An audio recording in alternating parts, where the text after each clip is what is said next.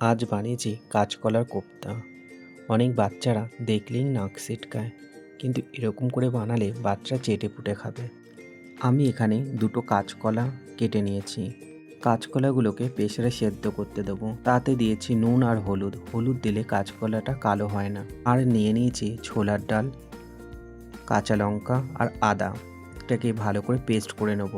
কাঁচকলা সেদ্ধ হয়ে গেলে খোসাগুলোকে ছাড়িয়ে নেব। এরপর কাঁচকলাটাকে ভালো করে মেখে নেব।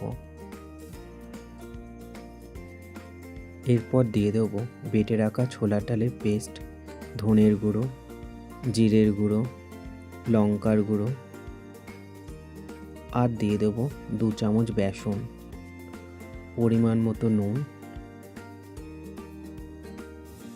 আর দিয়ে দেবো গরম মশলা দিয়ে ভালো করে মেখে নেব। মাখা হয়ে গেলে চ্যাপটা চ্যাপটা করে আমি কাঁচকলার কোপ্তাগুলোকে রেডি করে নেব। আমি এখানে চ্যাপটা করে নিয়েছি। তোমরা এখানে গোল গোল করে কোপ্তা করে নিতে পারো। কড়াইতে তেল দিয়ে দিয়েছি। তেলটা গরম হয়ে গেলে একে একে কোপ্তাগুলোকে আমি ভেজে নেব এপিট ওপিট করে। কোপ্তাগুলো লাল করে ভেজে নিয়েছি। এরপর আলুগুলোকে আমি ভেজে নেব। একই তেলে শুকনো লঙ্কা, তেজপাতা আর জিরে ফোড়ন দিয়ে নেব। এরপর বেটে রাখা আদা আর কাঁচা লঙ্কার পেস্টটা দিয়ে ভালো করে ভেজে নেব। এরপর দিয়ে দেবো টমেটো পেস্ট। টমেটো পেস্টটা ভালো করে কষিয়ে নেব যাতে কাঁচা গন্ধটা চলে যায়। এরপর দিয়ে দেবো ভিজিয়ে রাখা জিরের গুঁড়ো, লঙ্কার গুঁড়ো, হলুদ গুঁড়ো আর ধনের গুঁড়ো মিশ্রণটা দিয়ে ভালো করে কষিয়ে নেব।